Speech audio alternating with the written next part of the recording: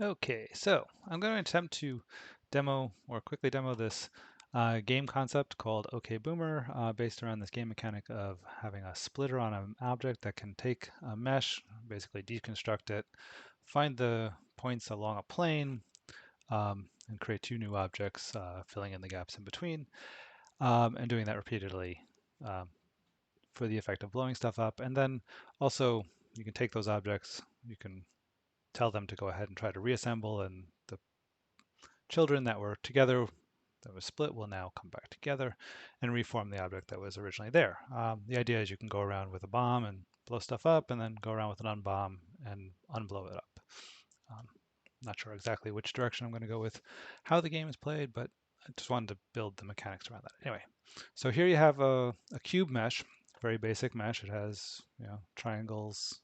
If you don't know how meshes work, triangles with images on them.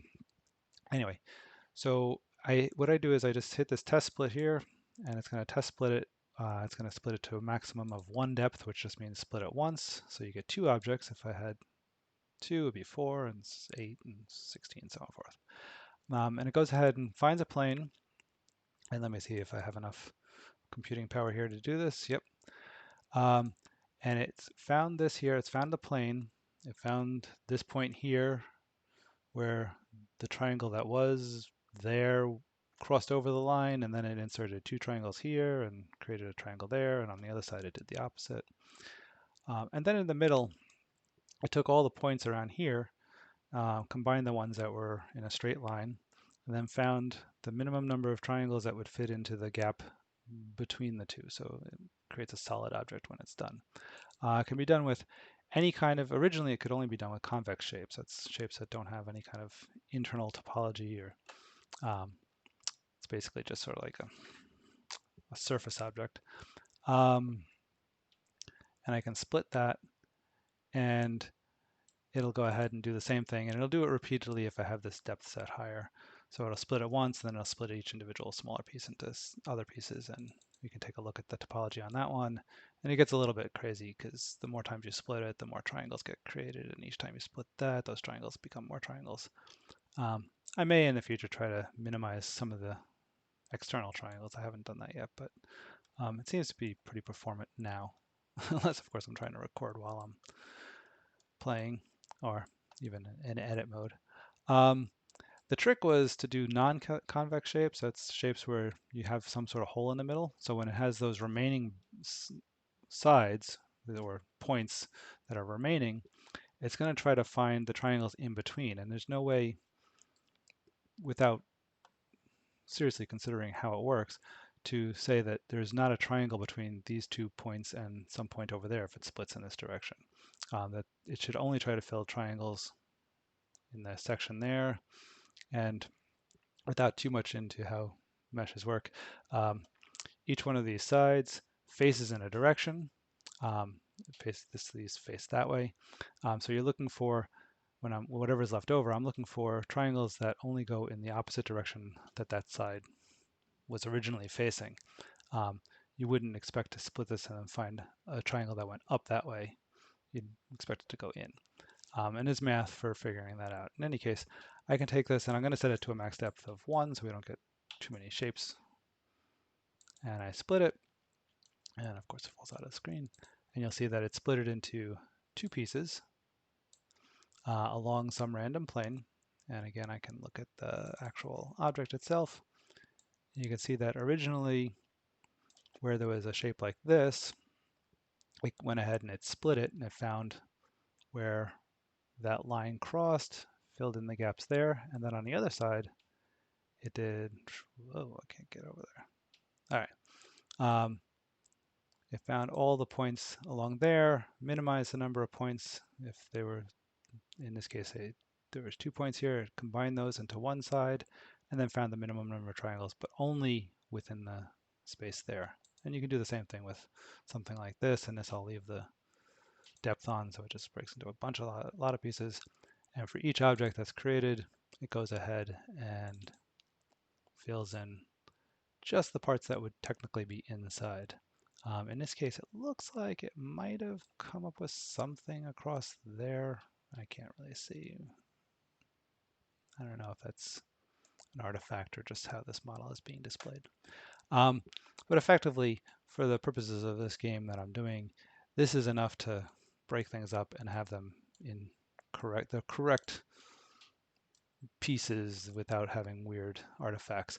Occasionally it messes up. I can demo it with something like this where I split that. And if I quickly zoom into something there. Actually, I did it right this time, but occasionally this one has some weird artifacts whereby it'll miss some triangles. And I think it has something to do with how the original mesh was defined. Maybe the points aren't exactly on the same spot. And I could dive into that more, but for the purposes of this game, I wouldn't put any meshes in there that would produce that sort of artifact. And that's anyway, let me close this and just to quickly demo the game. I think I went a little bit longer than I meant to on this recording. I'll open up the game in a window mode.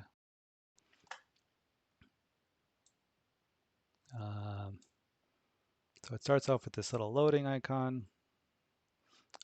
This is meant to hide any stuff that I need to happen in the background. It's also, while it's happening, it's counting the number of frame rates, number of frames you're getting so that I could scale back the graphics. So I can hit the start button. I become this player here and I can run around. I can change the team he's on. I can change how he looks, what type of character he is. Each characters have different stats, how high they can jump, how much they can bomb, blah, blah, blah. And I used to be able to walk through these things. I turned them into solid objects. Let's see. And again, the frame rate is pretty bad, but I can try to pick these guys up. Yeah, and I have it on a game mode where each player could pick up either type.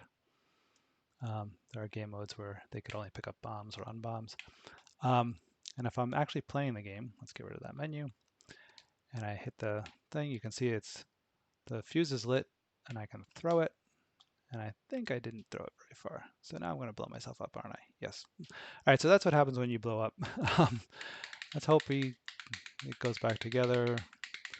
I haven't worked out all the details with putting the players back together yet. Please go together.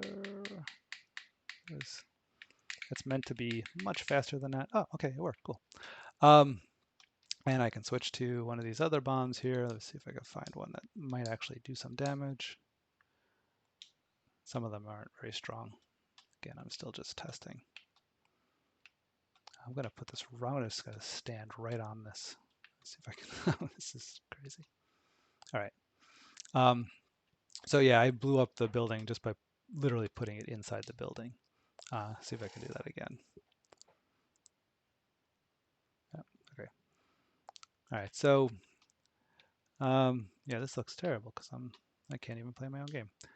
All right, so this is an unbomb, and if I light this, it should have enough to try to unblow up things.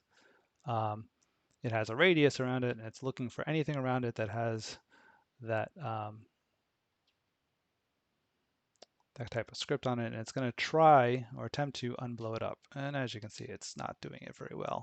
I have a lot of work to do with how it unblows things up, but the basic game mechanics are there.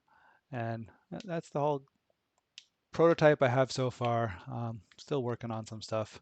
The other thing you could do is if I change the player count, it automatically reassembles the other players, and there's a couple other things that I have going on here. But this is the general game in prototype mode. All right, thanks for looking.